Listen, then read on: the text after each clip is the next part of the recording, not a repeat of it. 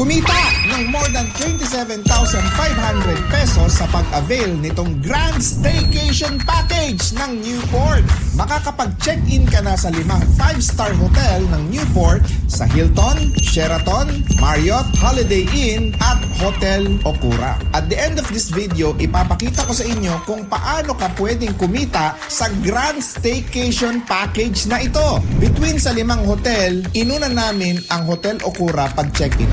At eto na nga mga boss, nasa Hotel Okura na nga tayo. Unlike 5-star hotel na napag-stayan ko, kakaiba itong Hotel Okura. Dahil this is the first 5-star Japanese hotel in the Philippines. Tignan nyo naman ang ambience at aesthetic nitong lugar na ito. Talagang mapapanganga ka! Wow! Nasa 5th floor nga pala itong lobby ng hotel. So kapag nag-stay ka dito sa Hotel Okura, dito ka mag-check-in. Mababait at very accommodating ang mga receptionist dito. Talaga na